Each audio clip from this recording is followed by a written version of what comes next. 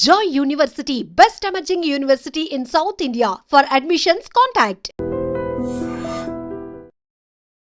Hi hello నమస్తే, నేను మీ anchor Shiva. Welcome to Aiden media. ఈరోజు మన ముందున్న గెస్ట్ ఆల్రెడీ ప్రోమో చూస్తే మీకు అర్థమైపోయి ఉంటుంది, మన వేణుస్వామి గారు ఈరోజు మనతో ఉన్నారు. నేను గత 2-3 సంవత్సరాల నుంచి అనుకుంటున్నాను, అసలు వేణుస్వామి గారిని కలవాలి, ఒకసారి మనం మాట్లాడాలి, మనం కూడా ఇంటర్వ్యూ చేయాలి, కొన్ని విషయాలు తెలుసుకోవాలి అని నేను చాలాసార్లు ప్రయత్నించాను, బట్ అవ్వలేదు. ఫైనల్గా ఇప్పుడు అయ్యింది. హాయ్ సార్, ఎలా ఉన్నారు? ఓం నమో వెంకటేశాయ. వెంకటాది సంస్థానం బ్రహ్మాండే నాస్తికించిన వెంకటేశ సమోదేవో నా భూతో నా భవిష్యతి. సూపర్. అది ఎందుకు చెప్పారు సార్? ఇప్పుడు వెంకటాద్రి సంస్థానం బ్రహ్మాండే నాస్తికించిన వెంకటేశ సమోదేవో నా భూతో నా భవిష్యతి అంటే కలియుగ దైవమైనటువంటి ప్రోటోకాల్ దైవమైనటువంటి వెంకటేశ్వర స్వామి వారు లాంటి భగవంతుడు, దేవుడు ఇక రాడు, రాలేడు, రాబోడు. అలాగే ప్రపంచం మొత్తంలో తిరుమల లాంటి ప్రదేశము ఎక్కడా ఉండదు, అక్కడ ఉన్నంత మనశ్శాంతి ప్రపంచంలో ఎక్కడా ఉండదు అని దాని సారాంశం. దానికి ఇంటర్వ్యూకి సంబంధం ఏమైనా ఉందా? నేను ఫాలో అయ్యేది శ్రీ వెంకటేశ్వర స్వామిని, కామాఖ్య అమ్మవారిని. సో మనం ఏదైతే జనరల్గా మాట్లాడతామో ఆ మాట్లాడే సందర్భంలో ఈ జనరల్గా నాకు ఇప్పటి వరకు గత 20 సంవత్సరాల నుండి ఏ ఇంటర్వ్యూలో కూడా పేపరు పెన్ను ప్రిపేర్ అవ్వడము, పేపర్లు పెన్నులు పెట్టుకొని వచ్చి కూర్చోవడము అలవాట్లేదు. సో నేను కూర్చొని మాట్లాడింది అంతా కూడా ఆ స్వామి అమ్మవారు మాత్రమే పలికిస్తారు. సో నేను మాట్లాడే ప్రతి మాట నాకు సంబంధం లేదు, ఎందుకంటే మీరు అబ్జర్వ్ చేసిరు, నా దగ్గర ఏ పెన్ను లేదు, పేపర్ లేదు. మీరు ఏం అడుగుతారో నాకు తెలియదు, నేను మీతో ఈ ప్రశ్నలు అడగాలని నేను ఇంతవరకు చెప్పలేదు. సో మీరు ఏం అడుగుతారో మీ ఐక్యూ లెవెల్ని బట్టి ఉంటుంది. సో నాకు ఆన్సర్ చేసేది స్వామి అమ్మవార్లు ఆన్సర్ చేస్తారు. సో అది చెప్పి ఇంటర్వ్యూలో కూర్చోవడం నాకు అలవాటు. సో ఏదైనా మీరే పలికిస్తారు అనేటువంటి బ్లైండ్ నమ్మకంతో, గుడ్డి నమ్మకంతో ఆ స్వామిని అమ్మవారిని నమ్ముకొని కూర్చుంటాను ఇంటర్వ్యూలో. సో నాకు అలవాటు ఏంటంటే కలియుగ దైవం, ప్రోటోకాల్ దైవం. మనం చూస్తుంటాం, మాకు రాముడు ఇష్టము, మాకు శివుడు ఇష్టము. వెంకటేశ్వర స్వామి వద్ద మాత్రమే డబ్బు ఉంటుంది, వేరే వాళ్ళ దగ్గర డబ్బులు ఉండవు. ఉదాహరణ, రాముడు ఉన్నాడు, సంవత్సరం నాడు ఒకటే రోజు ఆయన దగ్గరికి పోతాం మనం, అది శ్రీరామనవమి. శివుడు ఉన్నాడు, శివరాత్రి నాడు తప్ప ఎప్పుడూ పోము, కానీ ప్రతిరోజు వెళ్ళేది వెంకటేశ్వర స్వామి వారి దగ్గర. వెంకటేశ్వర స్వామి భోగమైనటువంటి అనుభవిస్తూ ఉంటాడు. ఆయనకు భోగ శ్రీనివాసులు అని వెంకటేశ్వర స్వామి వారు, మనం తిరుపతికి వెళ్తే తిరుపతిలో వెంకటేశ్వర స్వామి వారి దగ్గర చిన్న విగ్రహం ఉంటుంది కింద, దాన్ని భోగ వెంకటేశ్వర స్వామి అంటారు. అంటే ఆయనకున్నంత అనుభవించేదంతా ఆయన్ని అక్కడనే ఆ వెంకటేశ్వర స్వామి వారే అనుభవిస్తారు. సో అందుకనే ఆయనకు అంత లగ్జరీ లైఫ్ ఉంటుంది. సో లక్ష్మి కూడా వెంకటేశ్వర స్వామి వారి దగ్గరనే ఉంటుంది. అంటే మన కలియుగంలో ప్రోటోకాల్ దైవం అంటే వెంకటేశ్వర స్వామి. డబ్బును ఎంజాయ్ చేయాలి, డబ్బు రావాలి, లగ్జరీస్ అంటే వెంకటేశ్వర స్వామి. అందుకనే వెంకటేశ్వర స్వామి వారి మాట తీసుకొని మాత్రమే నేను ఇంటర్వ్యూని స్టార్ట్ చేస్తాను. మీకు డబ్బు రావాలి? ఎవరికి? మీకు. నాకు డబ్బు వచ్చింది ఆల్రెడీ, ఎనఫ్. ఎలా వచ్చింది? ఎలా సంపాదించారు? సంపాదించాలనే కసి ఉంటుంది కాబట్టి సంపాదిస్తాం. అంటే నేను ఎలా నమ్ముతా అంటే, ఒక సామెత ఉంటుంది, వీడి జాతకమే బాగుంటే వీడి జాతకాలు ఎందుకు చెప్పుకుంటాడు. సో నా జాతకం బాగుంది అని ప్రూవ్ చేసుకోవడానికి the first ever astrologer, range rover వాడేటువంటి జ్యోతిష్కుడు నేను ఒక్కనే ఇండియాలో. సో అన్ని లగ్జరీస్ లైఫ్లో ఎంజాయ్ చేస్తేనే వేరే వాడికి మనం మాట్లాడేటువంటి రైట్స్ ఉంటాయి అనేటువంటిది ఉద్దేశం నాది. ఓకే, ఎగ్జాంపుల్ చెప్తా. ఒక తండ్రి ఒక 10 ఫోటోలు, ఒక Tendulkar photo, Modi photo, Amit Shah photo, ఒక ప్రముఖ హీరోయిన్ నయనతార ఫోటో, లేకపోతే ఒక రేవంత్ రెడ్డి ఫోటో, చంద్రబాబు నాయుడు ఫోటో, ఇట్లన్నీ తీసుకెళ్ళి పెట్టి ఇంట్లోకి వెళ్ళి తన కొడుకును పిలిచి, ఈ ఫోటోల్లో నువ్వు ఎవరు కావాలనుకుంటున్నావు అని అడిగితే వాడు అక్కడ ఉన్నటువంటి ఫోటోల్లో ఏదో ఒక ఫోటో పిక్ చేసుకుంటాడు. కానీ ఏ కొడుకు కూడా నీలాగా కావాలనుకుంటున్నా నాన్న అని చెప్పాడు. ఆ సిగ్గు వీడికి ఉండదు, అలా పెంచగలిగినటువంటి తత్వం వీడికి ఉండదు. సో నేను ఆ టైపు కాదు. నా కూతురు కానీ నా కొడుకు కానీ నీలాగా పెరగాలి నాన్న, నీలాగా నేను ఒక రోల్ మోడల్ అయితే నాన్న అనిపించుకునేటువంటి పరిస్థితి ఉన్నది. మీ ఫోటో కూడా పెడతారు అక్కడ? పెట్టను, నేను అసలు పెట్టను. నా కూతురే ఇవన్నీ నాకు వద్దు అని ఇట్లా పక్కకు జరిపి నేను నీలాగా తయారవుతా అని చెప్తుంది నా కూతురు. So that is my aim. So aim కదా సక్సెస్. నేను ఇవాళ నా కూతురు నన్ను చూస్తే నా తండ్రి నాకు రోల్ మోడల్ అని చెప్తుంది. రోల్ మోడల్ అని చెప్పాలంటే అన్ని రకాలుగా ఉండాలి. మనము ఒక కూతుర్ని చూసుకునే విధానంలో ఉంటుంది, ఒక భార్యను చూసుకునే విధానంలో ఉంటుంది. అలాగే సామాజికంగా మనం మన కూతురికి ఏమి ఇస్తున్నామో, కొడుకుకి ఏమి ఇస్తున్నాము, సమాజంలోకి వాళ్ళని ఎట్లా వదులుతున్నాము అనేటువంటిది కూడా అది ముఖ్యమైనటువంటి విషయం. సో ఇవన్నిటికీ సంసిద్ధతను వ్యక్తం చేయాల్సినటువంటి పరిస్థితి, వీటిని తయారు చేయాల్సినటువంటి పరిస్థితి నా మీద ఉంటుంది. సో నన్ను ఫస్ట్ ఎవరు కూడా క్వశ్చన్ చేయడానికి వీలు లేదు. అంటే నా దగ్గరకు వచ్చేవాడు, వేణుస్వామి నీ జాతకం బాగుంటే నువ్వు జాతకాలు ఎందుకు చెప్పుకుంటావు? సో ఇప్పుడు నేను ఒక హీరోయిన్ని తయారు చేయాలి అంటే ఎలా తయారు చేయాలో నాకు తెలుసు. అంటే ఆమె జాతకంలో యోగం ఉంటే ఆమెను సూపర్ స్టార్ని ఎలా చేయాలో నాకు తెలుసు, ఒక హీరోని సూపర్ స్టార్ని ఎలా చేయాలో నాకు తెలుసు. సో ఎలా ఎలా చేస్తారు మీరు? పూజలతోనే అయిపోతారా? పూజలతోనే అయిపోతారు. అంటే వాళ్ళకి టాలెంట్ అవసరం లేదు? వాళ్ళకి టాలెంట్ జాతకం ఉంటేనే అంటున్నా కదా, యోగం ఉంటేనే అవుతారు కదా. జాతకంలో ఉంటుందని ఉంటుంది, ఒకవేళ ఉన్నదని మనకు కనిపించింది. అవును, వాళ్ళకి ఒకవేళ టాలెంట్ లేకపోతే అసలు టాలెంట్ అనేది ఇండస్ట్రీలో ఎవరికీ ఉండదు. Practice makes perfect. ఓకే, దానంత పనికి మాలిన మాట ఇంకోటి లేదు. శివ రాగానే ఫస్ట్ ఇంటర్వ్యూలోనే ఇరగదీయడు. శివ 1వ ఇంటర్వ్యూకు, శివ 100వ ఇంటర్వ్యూకు నక్కకు నాగలో అనుకున్నంత తేడా ఉంటుంది. మరి శివ ఫస్ట్ ఇంటర్వ్యూలోనే టాలెంట్ ఇరగదీసిండా? Practice makes perfect.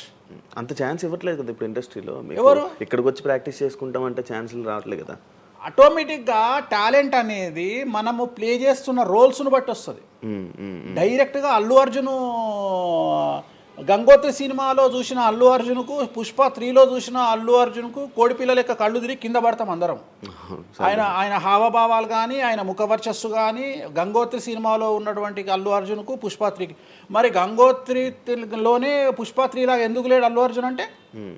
మరి అప్పుడు టాలెంట్ లేదా? సో ఇక్కడ ప్రాక్టీస్ మేక్స్ పర్ఫెక్ట్. అంటే కొన్ని పనికి మాలినటువంటి మాటలు మాట్లాడేటువంటి ఎప్పుడో 50 ఏళ్ళ కింద సామెతలను తీసుకొచ్చి రుద్దే ప్రయత్నం చేస్తారు. సో ఇక్కడ టాలెంట్ అనేది పక్కన పెడదాం, అవకాశం ముఖ్యం. నువ్వు టాలెంట్ ప్రూవ్ చేసుకోవాలంటే అవకాశం ముఖ్యం. శివ అనేవాడు యాంకరింగ్లో తోపు తురుము అని ప్రూవ్ చేసుకోవాలంటే అవకాశం ముఖ్యం. అవకాశం లేకపోతే శివలో టాలెంట్ ఉండదు, ఆ టాలెంట్ డెవలప్మెంట్ ఉండదు. సో ఇక్కడ ఏంది అంటే అవకాశాలు రావడం కోసం మనం ప్రయత్నం చేస్తాం. ఒక సీఎం సీట్ ఎక్కడం కోసం సీఎం ఏం చేస్తాడు అని తెలవాలి అంటే సీట్ ఎక్కాలి. సీట్ ఎక్కిన తర్వాత సీఎంగా ఈయన పనికొస్తాడా రాడని డిసైడ్ అవుతుంది. అట్లనే ఒక అమ్మాయి హీరోయిన్ అయిన తర్వాత ఈ అమ్మాయికి అంత సీన్ ఉందా లేదా అనే విషయం తెలుస్తుంది. సో మనం కనుక నయనతారని తీసుకున్నా, సమంతని తీసుకున్నా, ఏ హీరోయిన్ తీసుకున్నా, ఏ హీరోని తీసుకున్నా, వాళ్ళ ఫస్ట్ సినిమాకు, వాళ్ళ 3వ సినిమాకు, వాళ్ళ 30వ సినిమాకు ఎక్స్ట్రీమ్ చేంజెస్ ఉంటాయి. సో ఇవన్నీ ఎట్లా వస్తున్నాయి అంటే ఫస్ట్ సినిమాకి టాలెంట్ లేదు, వాళ్ళు సానబట్టబడతారు. వాళ్ళకు వచ్చేటువంటి క్యారెక్టర్ల ద్వారా వాళ్ళు ఆ లెవెల్కి వస్తారు. అట్లనే ఒక గ్రామస్థాయి సర్పంచ్ నుండి స్టార్ట్ అయినటువంటి వ్యక్తి వాళ్ళ రాష్ట్రానికి, తెలంగాణకు ముఖ్యమంత్రి అయిన రేవంత్ రెడ్డి అంటే ఆయన ప్లానింగు, ఆయన ఎట్లా చేయాలి, ఎట్లా సీఎం కావాలి అనే ఆలోచనల ద్వారా ఇక్కడికి వచ్చిండు. తెలంగాణలో కాంగ్రెస్లో ఎంతోమంది తోపులు తురుములు ఉండగా రేవంత్ రెడ్డి ఎందుకు సీఎం అయ్యిండు అంటే రేవంత్ రెడ్డి టార్గెట్ సీఎం పదవి. మధ్యలో ఉండేవాళ్ళు వేరే వాళ్ళందరూ టార్గెట్ సీఎం పదవి కాదు. కానీ రేవంత్ రెడ్డి మాత్రమే అన్ని కష్టాలు పడ్డాడు, రేవంత్ రెడ్డి మాత్రమే సీఎం టార్గెట్ చేసుకొని వాళ్ళ పదవి వచ్చింది. సో ఇది ప్రాక్టీస్ మేక్స్ పర్ఫెక్ట్. సో మనం ఎంత ప్రాక్టీస్ చేస్తే అంత పర్ఫెక్ట్ అవుతాం. అంతేగాని టాలెంట్ చూపించుకోవాలి అంటే అవకాశం రావాలి, అవకాశం వచ్చిన దాన్ని వాడుకోవాలి, అన్నిటికంటే ధైర్యం కావాలి. There is no development in comfortable zone. కలియుగంలో కంఫర్టబుల్ జోన్లో ఎప్పుడూ డెవలప్మెంట్ ఉండదు. తెలంగాణ రాష్ట్రంలో కాంగ్రెస్ పార్టీలో మనం గనక కాంగ్రెస్ పార్టీలో ఉన్నటువంటి వ్యక్తులను తీసుకుంటే ఒక రేవంత్ రెడ్డి మినహా ఎవరు కూడా జైలుకి వెళ్ళలేదు. రేవంత్ రెడ్డి జైలుకు వెళ్ళడానికి కూడా సంసిద్ధత వ్యక్తం చేసినాడు, అలాంటి ఫైటింగ్ చేసినాడు. అంటే కంఫర్టబుల్ జోన్ దాటి రిస్క్ జోన్లో ఫైట్ చేయడం వల్ల ఇవాళ సీఎం అయినాడు. మిగతా వాళ్ళందరూ ఎక్కడనో దగ్గర భయపడ్డమో, బాధపడ్డమో, వెనకడిగేయడం వల్లనో వాళ్ళు అక్కడనే ఉండిపోయారు. ఈయన మాత్రమే జైలుకు వెళ్ళి మరీ ఫైట్ చేసి వాళ్ళ సీఎం అయ్యాడు. అంటే ఎవరైతే కష్టపడతారో వాళ్ళకు ఫలితం దక్కుతుంది, ఎవరైతే కంఫర్టబుల్ జోన్లో ఉంటారో వాళ్ళు కంఫర్ట్ లెవెల్ అట్లనే ఉంటుంది. సో సమాజంలో మనం బయటికి వచ్చి ఫైట్ చేసి అన్నిటినీ ఎదుర్కొని 10 మందితో దొబ్బులు తిని సోషల్ మీడియాలో దొబ్బించుకొని కింద కామెంట్లు పెట్టించుకొని బండనాయదవా దొంగనాయదవా అని కామెంట్లు పెట్టించుకొని సో ఇవన్నీ ఓవర్కమ్ అయ్యి సమాజాన్ని అర్థం చేసుకొని వీళ్ళంతా పనికి మాలిన వెధవలు కామెంట్ల రూపంలోనే ఉంటారు అని మనం ఫైట్ చేస్తూ ముందుకు వెళ్తేనే మనకు లైఫ్ దొరుకుతుంది. ఇప్పుడు రేవంత్ రెడ్డి గారి గురించి మాట్లాడారు కాబట్టి ప్రజెంట్ జనాల్లోని నెగిటివిటీ నేను ప్రిడిక్షన్స్ని కానీ వేరే వాటి చెప్పట్లా. నేను ఒక మంచి విషయాన్ని తీసుకొని మాత్రమే చెప్తా ఉన్నాను. నేను మంచి విషయాన్ని మాత్రమే తీసుకొని చెప్తాను. వేణుస్వామి గారు ఎప్పుడు అంటే లైక్ ఇందాక మాట్లాడుతున్నట్టే హీరోయిన్లు మనం టాలెంట్ ఉన్న వాళ్ళు చేస్తాం. ఎక్కువ వేణుస్వామి దగ్గర చేసుకున్న యాక్టర్స్ అమ్మాయిలే ఎందుకు వచ్చి చేయించుకుంటుంటారు పూజలు వేణుస్వామి గారి దగ్గర? ఒక రాజు కావాలంటే రాజ్యం కావాలి, ఒక రాణి కావాలంటే రాజు ఉంటే సరిపోతుంది. అర్థం కాలేదా? ఒక వ్యక్తి రాజు కావాలంటే రాజ్యాన్ని సంపాదించాలి. అవును. రాజ్యాన్ని సంపాదించాలంటే సగం జీవితం సంక నాకిపోతుంది ఒక వ్యక్తికి. అంటే శివ అనే వ్యక్తి ఒక 100 కోట్ల రూపాయలు సంపాదించాలంటే సగం జీవితం సంక నాకిపోతుంది. అవును, రైట్. కానీ శివను పెళ్లి చేసుకోవడానికి ఒక అమ్మాయికి మ్యాక్సిమం 10 మినిట్స్ చాలు. ఎస్, అంటే శివ నచ్చితే చాలు, శివకు అమ్మాయి నచ్చితే చాలు, పని అయిపోయింది. అంటే 10 నిమిషాల్లో ఆ అమ్మాయి 100 కోట్ల వారసురాలు అయిపోయింది. అలాగే 100 కోట్ల అధిపతి కూడా తనకు దక్కిండు. సో అమ్మాయిల డెవలప్మెంట్ అనేది ఎక్స్ట్రీమ్గా ఉంటుంది. ఉదాహరణ, ఒక ఇంటర్వ్యూకు 10 మంది అమ్మాయిలు 3 అబ్బాయిలు వస్తే ఈ 10 మంది అమ్మాయిల ఇంటర్వ్యూలు అయిపోయినాక వీళ్ళు సెలెక్ట్ కాకపోతే వాడి అదృష్టం మహాసుడిగా ఉంటే వాడు వస్తాడు సీన్లోకి. అంతే తప్ప 99% వీడు ఇక్కడనే కథం అయిపోతారు అమ్మాయిల దగ్గరనే, వాడికి అంత అవకాశం ఉండదు. సో కలియుగం అనేది 2002 తర్వాత షిఫ్ట్ అయింది. ఒకప్పుడు ఆడవాళ్ళకి అవకాశాలు తక్కువ, మగవాళ్ళకి ఎక్కువ. ఇప్పుడు టోటల్ రివర్స్ అయింది. ఏంటంటే 95% అవకాశాలు అమ్మాయిలకే ఉంటాయి, ఒక 5% మాత్రమే అబ్బాయిలకు ఉంటాయి. అందుకే అబ్బాయిలు అందరూ ఇప్పుడు అమ్మాయిలా మారిపోతున్నారు అంటారా? బెస్ట్ కదా. ఇప్పుడు మొత్తం జెండర్ అంతా మారిపోయింది. కారణం ఏంటంటే అమ్మాయిలకు ఉండేటువంటి వెసులుబాటు అబ్బాయిలకు ఉండదు. నేను అదే చెప్తున్నా. ఇప్పుడు మగవాడు కష్టపడి పైకి రావడానికి చాలా టైం తీసుకుంటుంది, ఆడవాళ్ళు పైకి రావడానికి చాలా ఈజీగా పైకి వస్తారు. నేను అనేది ఏంటంటే వాళ్ళ కష్టంతో పాటు వాళ్ళ గ్లామర్ వాళ్ళకు తోడవుతుంది. అవును, ఇప్పుడు మీరు ఏ పాయింట్ చెప్పారో అర్థమైంది. ఇప్పుడు అమ్మాయిలకి ఎలాగో అవకాశాలు ఉన్నాయి కదా, మరి ఆల్రెడీ అలాగే ఎలాగో అవకాశాలు వస్తాయి కాబట్టి మరి మీరు వాళ్ళని ఎందుకు అమ్మాయిలనే చూడడం? అబ్బాయిలు అంటే రాని వాళ్ళకు నేను చూస్తున్నా.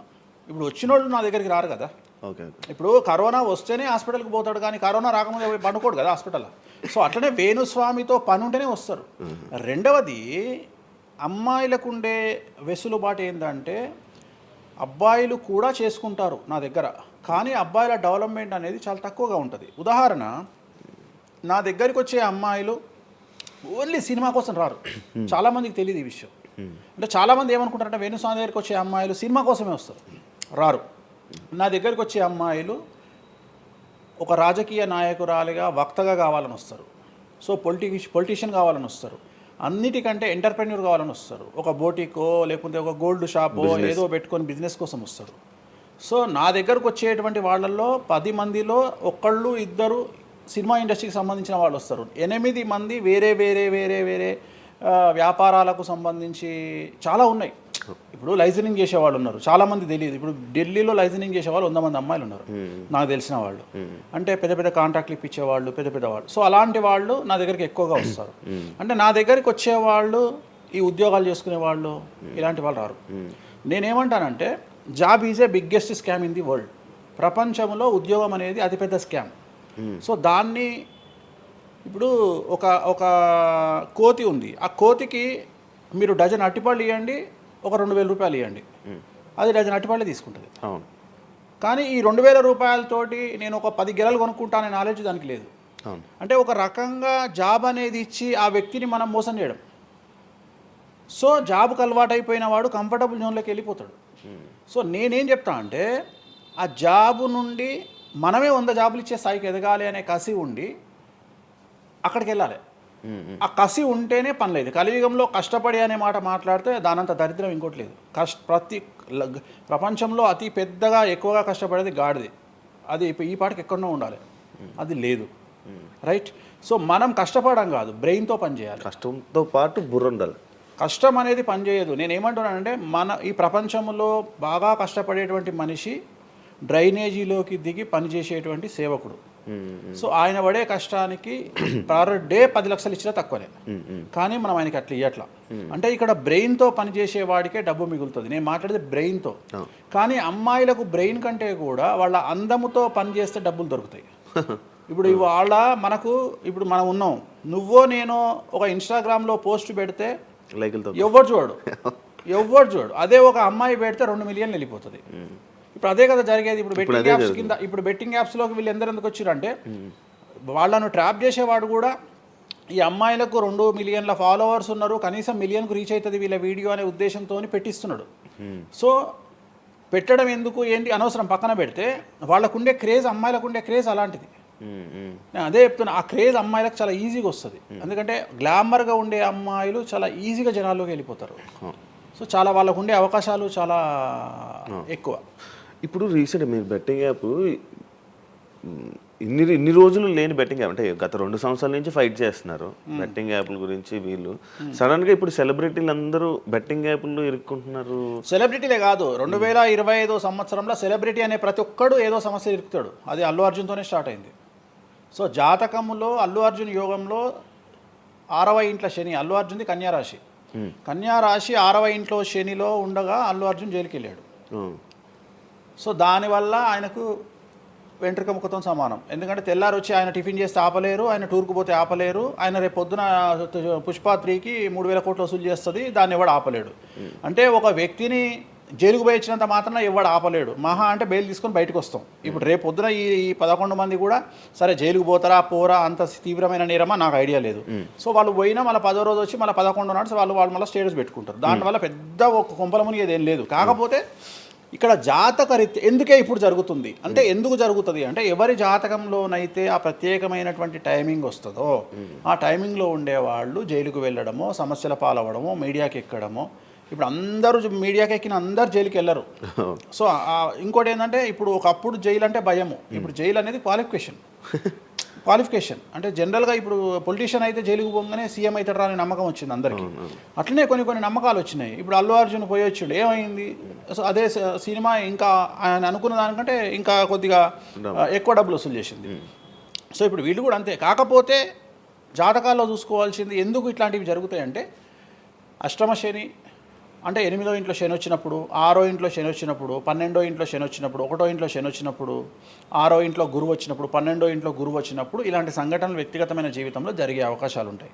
ఇప్పుడు ఏదైతే కన్యారాశికి ఈ నెల 30 వరకు బ్యాడ్ ఉందో అది తులారాశికి షిఫ్ట్ అవుతుంది 1వ తారీఖు నుండి. అంటే ఏప్రిల్ 1వ తేదీ నుండి రాబోయే 2.5 సంవత్సరాల పాటు తులారాశి సెలబ్రిటీలు ఎవరైతే ఉంటారో వాళ్లకు సేమ్ సంచలనాలు, జైలుకు వెళ్ళడాలు, ఇలాంటి సమస్యలు అనేటువంటివి రాబోతున్నాయి.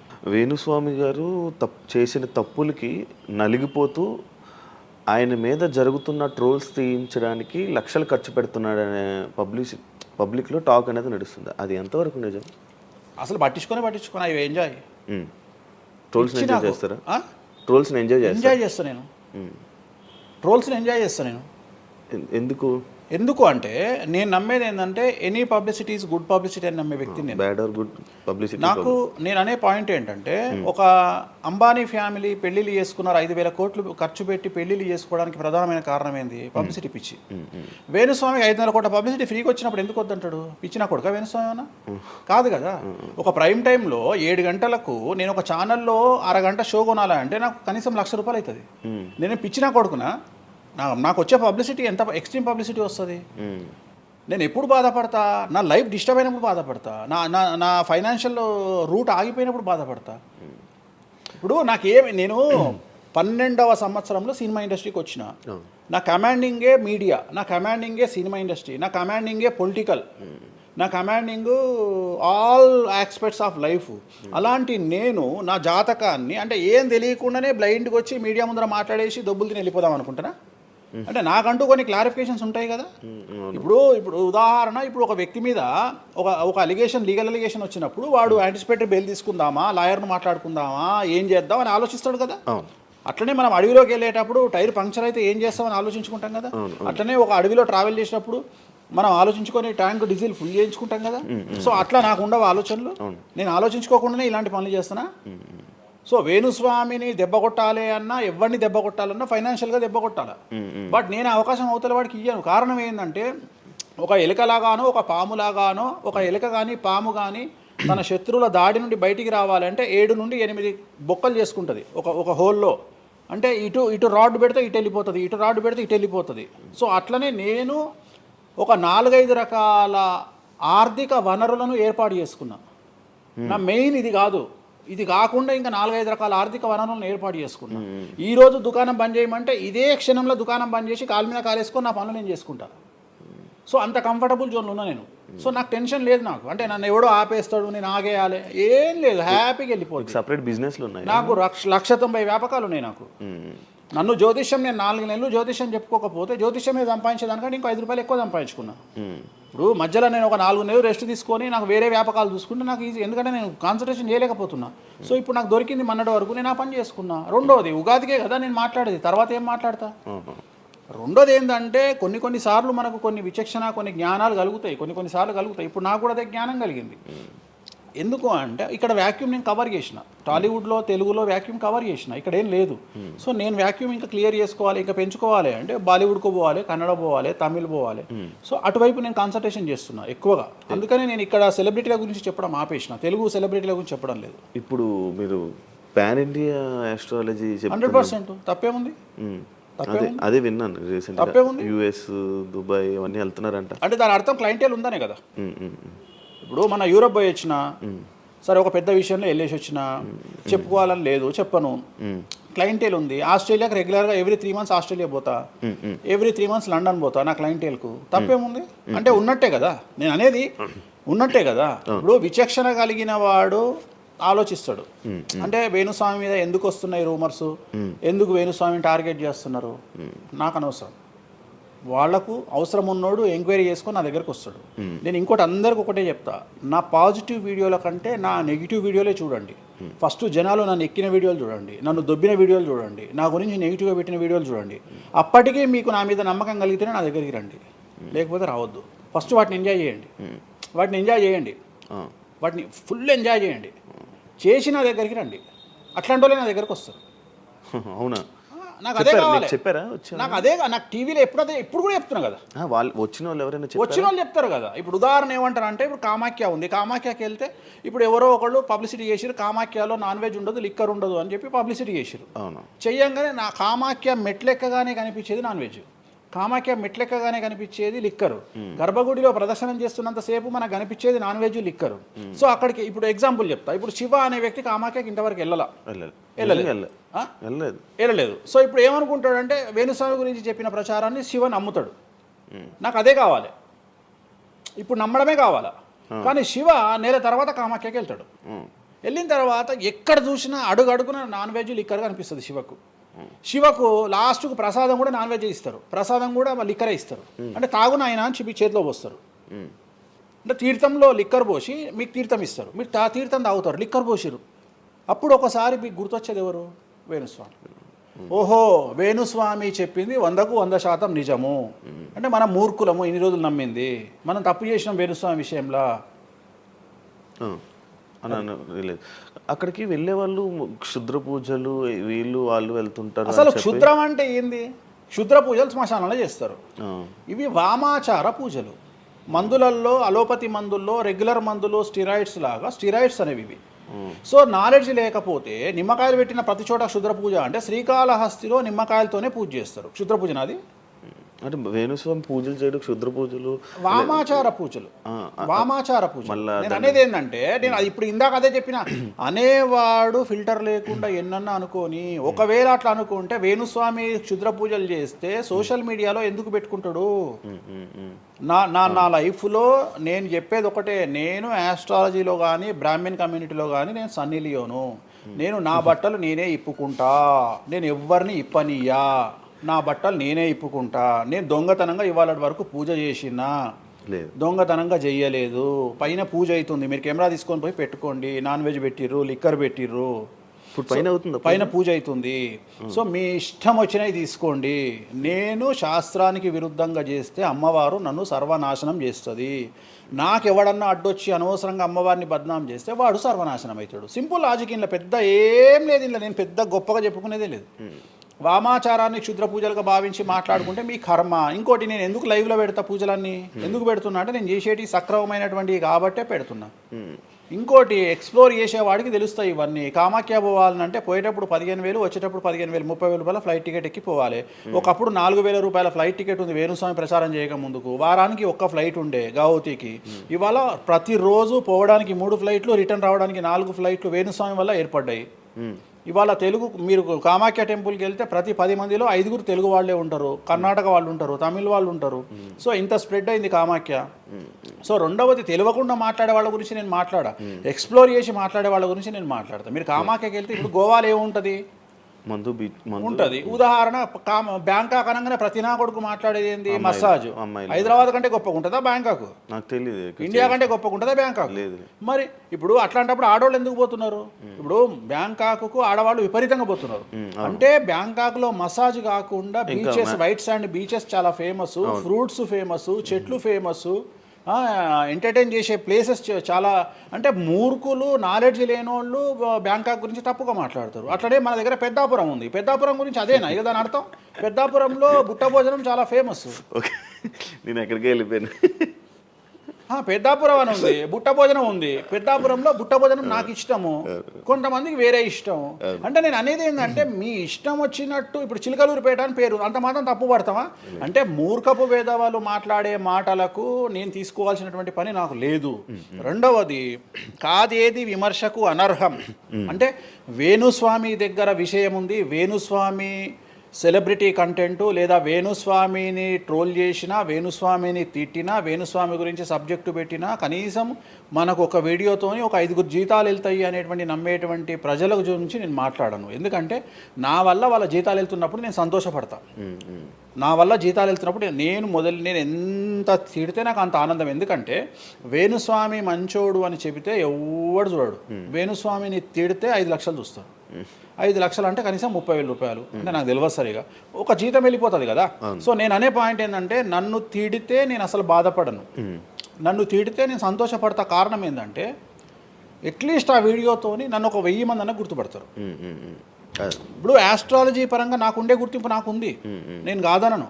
కానీ ఇంకా నా గుర్తింపు నేను పెంచుకోవాలంటే ఎట్లా పెంచుకుంటా? నాతో అయిపోయింది. ఇంతకంటే నేను ఏం చేయలేను. ఇక నేను మ్యాక్సిమం చేసేసిన ఆస్ట్రాలజీలో.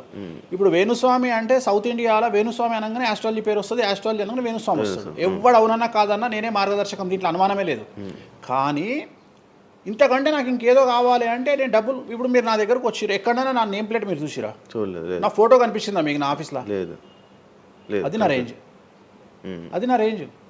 నాకు విజిటింగ్ కార్డు ఉండదు, నాకు విజిటింగ్ కార్డు ఉండదు, నాకు నేమ్ ప్లేట్ ఉండదు, నాకు నా ఫోటో ఉండదు ఎక్కడ. అమ్మవారి ఫోటోలు, వెంకటేశ్వర ఫోటోలు తప్ప నా పర్సనల్ ఫోటోలు నేను ఎక్కడ పెట్టుకోను. మీరు నన్ను వేణుస్వామి కాదు ఎల్లయ్య అన్న నేను యాక్సెప్ట్ చేస్తాను. ఒకవేళ ఒక రోజు యాంకరింగ్లో ఒక ఆమె ఏం చేసిందంటే, అమ్మాయి ఇంటర్వ్యూ చేయబోతూ వేణుస్వామి కాకుండా ఏదో కొత్త పేరు చెప్పింది. కొత్త పేరు చెప్పి భయపడ్డది. అంటే నేను ఫ్లోలో చెప్పేసి భయపడ్డది. స్వామి తప్పు చెప్పినా అంటే నీ ఇష్టం వచ్చిన పేరు చెప్పుకోపో అన్న. జనాలకైతే నేను వేణుస్వామి అని తెలుసు కదా. ఇప్పుడు వేణుస్వామి బొమ్మేసి పుల్లయ్య అంటే అయితే వేణుస్వామి అనుకుంటారు కదా జనాలు. నేను అనేది అది. సో నాకు ఎంత విమర్శ చేస్తే ఐఎమ్ ఫీల్ హ్యాపీ. అదే మీ గురించి మీరు అంత క్రియేట్, జనాల్లో అందరికీ తెలుసు, అంత ఉంది ఆల్రెడీ. నేను మౌత్ పబ్లిసిటీని నమ్ముతా. మౌత్. రెండవది సింపుల్ లాజిక్. తెలుగు జనాలు అంత పిచ్చోళ్ళ. ఎక్కడ ఎవరి గురించి నెగిటివ్ పడుతుంది, ఏం పడుతుంది, ఎందుకు పడుతుంది, దీని వెనకాల ఏం జరుగుతుంది అని ఆలోచించలేనంత చవటలో నేను అనుకోను. ప్రతి యాడ్ను క్షుణ్ణంగా పరిశీలిస్తారు, ప్రతి టీవీలో టెలికాస్ట్ అయ్యే ప్రతిదీ క్షుణ్ణంగా పరిశీలిస్తారు, దీని వెనక వీళ్ళ మోటో ఏంది అనేది కూడా ఆలోచిస్తారు. సో చాలా సింపుల్గా అనలైజ్ చేస్తారు. సో అంత మాత్రాన నాకు వచ్చేదేముంది, జనాలు ఒకటి నన్ను విమర్శించేవాడికి లేదా నన్ను శత్రువుగా భావించేవాడు ఆ 2 రోజులు మందు ఎక్కువ తాగుతాడు, 2 పెగ్గులు, అంతకుమించి వాడు వీకేది ఏం లేదు. రెగ్యులర్గా తాగే మందు కంటే 2 పెగ్గులు ఎక్కువ తాగుతాడు, 2 ముక్కలు ఎక్కువ తింటాడు. ఎందుకంటే అబ్బా వేణుస్వామికి ఏదో అయిపోయింది అని. కానీ అంతకుమించి జరిగేది ఏముంటుంది? వేణుస్వామి మర్డర్ చేసినా, మానభంగం చేసినా రాజ్యాంగానికి అతీతంగా లోపలికి పోతాడు. అది కాకుండా 19(1) ప్రకారమే ఎవరికైతే జనాలకు స్వేచ్ఛ మాట్లాడే హక్కు ఉందో దాన్ని బేస్ చేసుకుని వేణుస్వామి మాట్లాడతాడు తప్ప వేణుస్వామి రాజ్యాంగాన్ని మీరి ప్రవర్తించేటువంటి పరిస్థితి లేదు. రాజ్యాంగానికి లోబడి ప్రవర్తిస్తాడు. సో ఆర్టికల్ స్పీచ్ 19(1) ప్రకారమే మాట్లాడతాడు. దీంట్లో ఎటువంటి సమస్యలు లేదు. నా వృత్తి ఆస్ట్రాలజీ. సో పర్ఫెక్ట్గా మాట్లాడుకుంటా. కానీ నా గురించి నెగిటివ్గా మాట్లాడే వాళ్ళు ఎప్పుడు కూడా నా శ్రేయోభిలాషులే. ఎందుకంటే వాళ్ళు నా స్థాయిని పెంచుతూ ఉన్నారు కాబట్టి నేను వాళ్ళని ఎప్పుడూ శత్రువులుగా భావించను. వేణుస్వామి గారితో డేంజర్ అంటే మిగతా కొంతమంది బ్రాహ్మణ లైక్ పంతులు కానీ వీళ్ళు కానీ చెప్పేది ఇది, వేణుస్వామి గారి డేంజరు ఆయన్ని ఒకవేళ ఏమైనా అంటే మళ్ళీ ఆయన పూజలు చేసి మనం నాశనం అయిపోయేలా ఇది కూడా ఆయన చేయగలడు, పవర్స్ ఉన్నాయి. నమ్ముతున్నట్టే కదా, అంటే నాకు వర్తుందనే కదా. అలా నాకు అర్థం కాదు. వర్తున్నట్టే కదా. ఇప్పుడు వర్త్ లేకపోతే ఫీల్ కావాలి. భయపడుతున్నారంటే నమ్ముతున్నట్టే కదా. సబ్జెక్ట్ ఉందని నమ్ముతున్నారు కదా. ఓకే ఓకే, పవర్స్ ఉన్నాయి, పవర్స్ నమ్ముతున్నారంటే సబ్జెక్టే కదా. అది తప్పేం లేదే దాంట్లో. దాని తప్పేం లేదు కదా. అంటే నా దగ్గర పవర్స్ నేను నమ్ముతున్నారు కదా, అంటే అవతల ఇట్ ఈస్ ప్రూవ్డ్ కదా. నేను అనే పాయింట్ ఏంటంటే నేనేదో జనాల్ని ఉద్ధరిస్తా, నేనేదో జనాలకు పూజలు చేసి వాళ్ళను మంచి చేస్తా అనుకున్నప్పుడు ఫస్ట్ అడిగే క్వశ్చన్ ఏంటంటే రేపు ఇచ్చినాయాలా నీకు వచ్చిన సమస్యల్ని క్లియర్ చేసుకోరా అంటారు ఫస్ట్. మరి నా సమస్యలు నేను క్లియర్ చేసుకుంటా కదా, లాజికా కాదా? చేస్తారా నిజంగా? నేను అడిగే పాయింట్ మీకు అర్థం కాలా? నాకు అర్థమైంది. నేను చెప్తున్నది ఒకటి, నీకు అర్థమవుతున్నది అర్థమైంది. ఏమంటున్నా, వేరే వాళ్ళ సమస్యలు ఇప్పుడు నాకు ఒక చూసుకోండి. న్యాయపరమైన చిక్కు వచ్చినప్పుడు దాని నుండి బయటపడడానికి నేను పూజలు చేసుకుంటానా చేసుకోనా? చేసుకో. మరి వాటి ద్వారానే కదా నేను జనాలకి, ఇప్పుడు నీకేదన్నా ప్రాబ్లం వచ్చి రేపు పొద్దున వేణుస్వామి గారు నాకు ఈ సమస్య వచ్చింది అంటే సమస్య మీరు ఎప్పుడు నమ్ముతారు? నన్ను మీరు చేశాక అది మీరు నేను బయటపడ్డప్పుడు నమ్ముతారు. అదే మీ సమస్యల నుంచి మీరు బయటపడ్డాక జనాలు నమ్ముతారు. అర్థమైంది. బట్టతల పెట్టుకొని నేను వెంట్రుకలు మొలిపిస్తాను టీవీలో యాడ్ ఇస్తే అమనాబుద్ధులు తిడతారు, అరే నీకే గుండు మీద ఎంటికలు లేవు నువ్వేం మొలిపిస్తావురా అని. అట్లనే నేను కూడా నా స్టామినా ఏందో జనాలకు తెలియజెప్పాలి అంటే నేను నా సమస్యల నుండి బయటపడ్డప్పుడే కదా ఎదుటి వ్యక్తికి చేసే రైట్స్ నాకు ఉంటాయని చెప్తున్నా. అంటే ఇప్పుడు మీకు వచ్చిన సమస్యల నుంచి మీరు బయటపడ్డారు, మీకు మీరే పూజ చేసుకున్నారు. ఎందుకు చేసుకో? నా జాతకాన్ని నేను విశ్లేషించుకుంటా కదా. ఇప్పుడు నాకు వచ్చే సమస్య నేను అనుకోను, బట్ నేను సమస్యలు వస్తే వాటిని క్లియర్ చేసుకోవడానికి నాకుండే రెమెడీస్ నాకు ఉంటాయి కదా. మీరు చేశారు. ఆ పూజల్లో ఎవరైనా నష్టపోయారా? ఎవరినైనా? ఎవరిని నేను అనేది ఏంటంటే మనం బాగుండాలని కోరుకుంటాం. ఇంకోటి ఏంటంటే ఫస్ట్ నేను శత్రువుగా భావించాలి కదా. నేను అంత దూరం ఆలోచించాను. నేను ఎదుటి వ్యక్తిని శత్రువుగా ఎప్పుడు భావిస్తా అంటే వ్యక్తిగతంగా వచ్చి నన్ను కొట్టినప్పుడు నేను భావిస్తా. అంటే నా గురించి చెడుగా మాట్లాడడం అనేది నాకు శత్రువు కాదు, ఎందుకంటే వాళ్ళ వృత్తి అది. అది బోల్డ్ మంది మాట్లాడతారు అందరితో, అందరూ శత్రువులు. నేను అదే అంటున్నా. ఇప్పుడు ఇదే వీడియో కింద మళ్ళీ పెడతాడు ఎవడో, మళ్ళీ వచ్చిన వారా పంది అని పెడతాడు. ఇప్పుడు నేను వాడిని వాడిని ఇల్లు ఎత్తుక్కుంటూ పోవాలా? నేను వాడిని ఇల్లు నాకు కనీసం లక్షల్లో క్లయింటేల్ ఉంటుంది. ఈ వీడియో కింద తిడితే తిడితే ఒక 10 మంది తిడతారు. ఈ 10 మంది అలవాటు కాదు, కలియుగ ధర్మము. నేను చాలా ప్రాక్టికల్గా ఉంటా. నేను లేకపోతే ఎంత దమ్ము ఉంటే ధనిష్టల నేను వచ్చి మందు తాగుతా నాన్ వెజ్ పెడతా అని చెప్పుకోవాలంటే చాలా విషయం ఉండాలి, మామూలు విషయం కాదు. ఈ కమ్యూనిటీలో తట్టుకోవాలి. అందుకనే నేనేమంటున్నా, ఒక బ్రాహ్మడు అనగానే ఇప్పుడు ఉదాహరణ ఒక పెద్ద పూజారు ఉన్నాడు ఏ గుడికి, ఆ పెద్ద పూజారిని టార్గెట్ చేయాలంటే ఫస్ట్ టార్గెట్ చేసేది నాన్ వెజ్ తింటాడు లిక్కర్ ముట్టుకుంటాడు అని చెప్తారు. అందుకని నేనే నా బట్టలు ఇప్పేసుకుంటున్నా, అవకాశం లేదు. అంటే నేను ఆల్మోస్ట్ అండర్వేర్తో సహా అన్ని ఇప్పేసిన. ఒకవేళ నేను అండర్వేర్ ఉంటే అదే అన్న లాగుదామని ఎవడో వస్తుండే, నేను అది కూడా ఇప్పేసిన. ఇంకేముంది నా నాయన నన్ను ఇప్పడానికి? నా దగ్గర ఏం లేదు కదా. ఇప్పుడు నువ్వేమైనా కొత్తవి చూపిస్తే ఏం చూపిస్తావు? నువ్వేం చూపిస్తావు? సుప్రీంకోర్టు ఇచ్చిన ఆర్డర్ ప్రకారం నేను వేరే అమ్మాయితో పడుకున్నా, అమ్మాయితో ఇష్టంతో పడుకుంటే అది కూడా నాకేం తప్పు లేదు. ఇంకా నువ్వు నాకు ఏం చూపిస్తావు? నేను ఎప్పుడన్నా నేను సామాజికానికి వ్యతిరేకంగా చేసినప్పుడు, శాస్త్రానికి వ్యతిరేకంగా చేసినప్పుడు నువ్వు నా గురించి వ్యతిరేకంగా చూపిస్తావు. అంతే తప్ప నా దగ్గర ఏమున్నాయని చూపిస్తావు? నేను చచ్చే వరకు చూపించలేవు. నేను నన్ను బొందబెట్టే వరకు, నన్ను తగలబెట్టే వరకు నేను తప్పు చేసినా అని చూపించలేవు. నేను చెయ్యను. మీరే చెప్పేసుకుంటున్నారు. నేనే చెయ్యను. నేను ఇప్పుడు పైసలు లేనివాడు, పైసలు పోగొట్టుకున్నవాడు బెట్టింగ్లోకి పోతాడు. లేదా ఇప్పుడు కొత్త వ్యవహారాలు ఉన్నాయి, ఒకడేమో నిధులు దొరుకుతాయని పోతాడు, ఒకడేమో రైస్ పుల్లర్ అని పోతాడు.